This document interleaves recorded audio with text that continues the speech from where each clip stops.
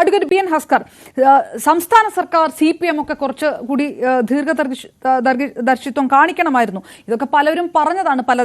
ഇതെവിടേക്കാണ് ഇതിപ്പോൾ എത്തിച്ചിരിക്കുന്നത്? ജുഡീഷ്യൽ കമ്മീഷന്റെ terms of reference ഒന്നും ഈ പ്രശ്ന പരിഹാരത്തിന് യോജിച്ചതല്ല എന്നൊക്കെ പലതവണ പറഞ്ഞതാണ്. അതൊന്നും കേട്ടില്ല. ഇപ്പോൾ ഈ അവസ്ഥയിലേക്ക് എത്തി.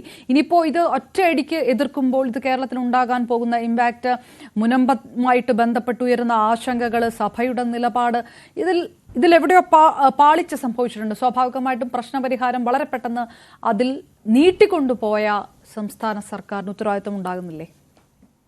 അപ്പൊ അങ്ങ് ചോദിച്ച ചോദ്യത്തിനേക്കാൾ ഏറ്റവും പരമപ്രധാനമായിട്ട് പറയേണ്ടത്, വഖഫ് എന്ന് പറയുന്ന ഒരു മുസ്ലിം, അല്ലെങ്കിൽ കർമ്മം കൊണ്ടും ജന്മം കൊണ്ടും മുസ്ലിമായ ഒരാൾ തങ്ങളുടെ സ്വത്തുവകകൾ, സ്ഥാവര ജംഗമ വസ്തുക്കൾ ഒരു മതപരമായ ആവശ്യത്തിന് വേണ്ടി മാറ്റിവെക്കുന്നതിനെയാണ് വഖഫ് എന്നതുകൊണ്ട് ഉദ്ദേശിക്കുന്നത്. ഒരു നിയമം കാലാനുസൃതമായി പരിഷ്കരിക്കുകയോ അപരിഷ്കൃതമാവുകയോ ചെയ്തു കഴിഞ്ഞാൽ ആ നിയമം പരിഷ്കരിക്കുന്നതിന് തട്ടയില്ല.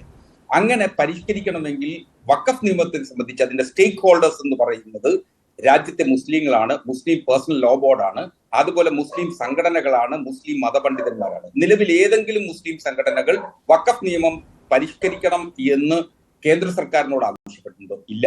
ഈ നിയമം പരിഷ്കരിക്കുന്നത് വഴി കേന്ദ്ര സർക്കാർ ആഗ്രഹിക്കുന്നത് എന്ത് എന്ന് പറഞ്ഞാൽ, രാജ്യത്ത് ഇന്ത്യൻ റെയിൽവേയും അതുപോലെ തന്നെ ഡിഫൻസും കഴിഞ്ഞാൽ ഏറ്റവും കൂടുതൽ ലാൻഡഡ് അസറ്റ്സ് കൈകാര്യം ചെയ്യുന്നത് വഖഫ് ബോർഡുകളാണ്. 87,200 വസ്തുവകകളാണ് വഖഫ് ബോർഡിൻ്റെതായി കൈകളിലുള്ളതും 8 ലക്ഷം ഏക്കറോളം വസ്തുവകകൾ വഖഫ് ബോർഡിലുണ്ട്. ഇത് രാജ്യത്ത് വന്നിട്ടുള്ളത് ഇന്ത്യൻ സ്വാതന്ത്ര്യ സമരത്തിനോ അല്ലെങ്കിൽ ഇന്ത്യയുടെ ചരിത്രാതീത കാലം മുതൽ ഇത് വഖഫ് ചെയ്യപ്പെട്ട് വന്നിട്ടുള്ള വസ്തുവകകളാണ്.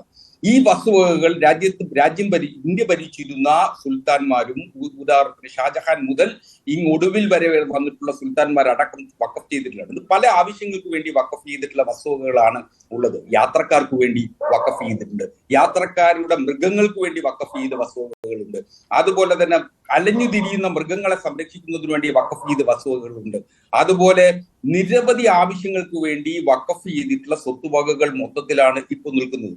ഇപ്പോ രാജ്യത്ത് ഇതൊരു നിയമമായി, ഈ നിയമം വരുന്നത് വഴി ആ നിയമത്തെ സംബന്ധിച്ച്, ആ നിയമത്തിൽ എന്തൊക്കെ നാളെ വരും എന്നുള്ളതിനെ സംബന്ധിച്ച് ഇന്ത്യയിലെ പാർലമെന്റ് അംഗങ്ങൾക്ക് പോലും ഒരു വ്യക്തിയില്ല. ശ്രീ ജഗദാംബിക പാൽ അധ്യക്ഷനായിട്ടുള്ള ജോയിന്റ് പാർലമെന്റ് കമ്മിറ്റി മുമ്പാകെ വെച്ചിട്ടുള്ള 44 ഭേദഗതികളിൽ 14 ഭേദഗതികൾ ഒഴികെ ബാക്കി മുഴുവൻ ഏതൊക്കെയാണ് ഇനി വരാൻ പോകുന്നതെന്ന് അറിയാവുന്ന 2 പേർ മാത്രമേ, ശ്രീ കിരൺ റിജിജുവും അതുപോലെ തന്നെ ശ്രീ അമിത് ഷായ്ക്കും മാത്രമേ അത് സംബന്ധിച്ചിട്ടുള്ള വിവരങ്ങൾ ഉണ്ടാവൂ എന്നുള്ളതാണ് വസ്തുത.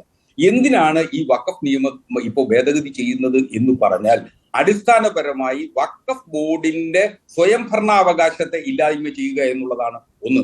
2, വഖഫ് സ്വത്തുവകകളുടെ വെരിഫിക്കേഷൻ വഖഫ് ബോർഡിൽ അധിഷ്ഠിതമായിരിക്കുന്നത് ഇപ്പോ ഡിസ്ട്രിക്ട് മജിസ്ട്രേറ്റിലേക്ക് എടുത്തു മാറ്റപ്പെടുന്നു എന്നുള്ളതാണ് ഇതിലെ ഏറ്റവും വിചിത്രവും കൗതുകകരവുമായിട്ട്. പക്ഷെ മുനമ്പം ഇതുമായിട്ട് കണക്ട് ചെയ്ത് കിടക്കുന്നു. ശ്രീ ഹസ്കർ, കേരളത്തെ സംബന്ധിച്ചിടത്തോളം എല്ലാ രാഷ്ട്രീയ പാർട്ടികൾക്കും ഈ മുനമ്പം ഒരു ചോദ്യചിഹ്നമാണ്. ഇത് അതിൽ കൂടുതൽ ഇഴപിരിഞ്ഞ് കിടക്കുന്നു.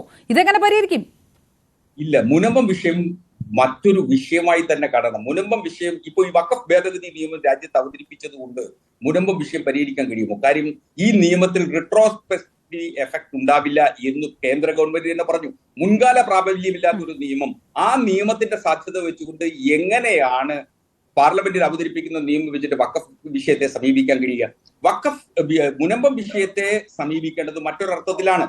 തീരെഴുതപ്പെട്ടു പോയിട്ടുള്ള ഒരു ഭൂമിയെ സംബന്ധിച്ച്, ആ തീറിനെ സംബന്ധിച്ച് സിവിൽ അധികാരത്തെ സംബന്ധിച്ചിട്ട് തർക്കം അക്കാര്യത്തിലുണ്ട്.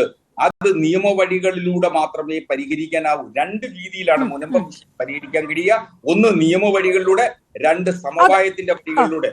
ഈ സമവായത്തിന്റെ വഴികളാണ് ഏറ്റവും ഉചിതമായിട്ടുള്ള സർക്കാരിനാണെങ്കിലും അതുപോലെ തന്നെ ഇതിലെ സ്റ്റേക്ക് ഹോൾഡേഴ്സ് എന്ന നിലയിൽ മുനമ്പം നിവാസികൾക്കും മുസ്ലിം സംഘടനകൾക്കും വഖഫ് ബോർഡിനും ചെയ്യാൻ കഴിയുന്നത് സമവായത്തിന്റെ വഴികളാണ്. അത് ഞാൻ മനസ്സിലാക്കുന്നത്, നാം കേട്ടുകൊണ്ടിരിക്കുന്നത് കേരളത്തിലെ മുഴുവൻ മുസ്ലിം സംഘടനകളും ഒരേ ആശയത്തിൽ മുനമ്പം നിവാസികളെ ഒരു തരത്തിലും അവിടെ നിന്ന് ഇറക്കി വിടരുത് എന്ന അഭിപ്രായം തന്നെയാണ്. അത് ഒരുപക്ഷെ KCBCയോ ആരൊക്കെ പറഞ്ഞു എന്ന് വെച്ചാലും അവർക്കൊപ്പം തന്നെയാണ് കേരളത്തിലെ പൊതുസമൂഹം ആകമാനം നിലകൊള്ളുന്നത്. വില കൊടുത്തു വാങ്ങിയ ഭൂമിയിൽ ജീവിക്കാനുള്ള അവകാശം മുനമ്പം നിവാസികൾക്കുണ്ട്. ആ നിവാസികൾക്കൊപ്പം തന്നെയാണ്. പക്ഷെ അവിടെ പല കയ്യേറ്റങ്ങളും അതിനൊപ്പം പല കയ്യേറ്റങ്ങളും ആ ഭൂമിയിന്മേൽ നടന്നിട്ടുണ്ട്. ആ കയ്യേറ്റങ്ങൾ ഒഴിപ്പിക്കപ്പെടുക തന്നെ വേണം. അത് സംബന്ധിച്ച് വഖഫ് ബോർഡ് എടുക്കുന്ന തീരുമാനം, വഖഫ് ട്രിബ്യൂണലിൽ അധിഷ്ഠിതമായിട്ടുള്ള അധികാരം ഉപയോഗിച്ചെടുക്കുന്ന തീരുമാനം അന്തിമമായി തന്നെ ഇരിക്കണം എന്നുള്ളത് തന്നെയാണ്. ഇവിടെ BJP-യുടെ കൗശലം എന്ന് പറയുന്നത്, ഇപ്പോ രാജ്യസഭയിൽ BJP-ക്കുള്ള അംഗബലം വെച്ചിട്ട് നിശ്ചയമായും രാജ്യസഭയിൽ ഈ നിയമം പാസ്സാക്കി എടുക്കാൻ കഴിയില്ല.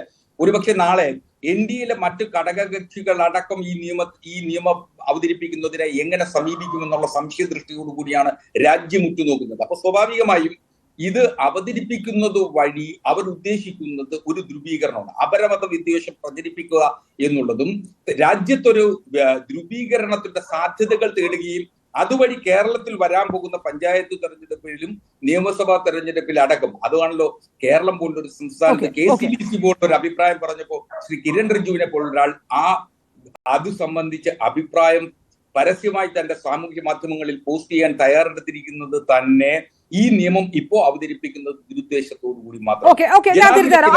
ആ ചോദ്യം ബാക്കിയുണ്ട്.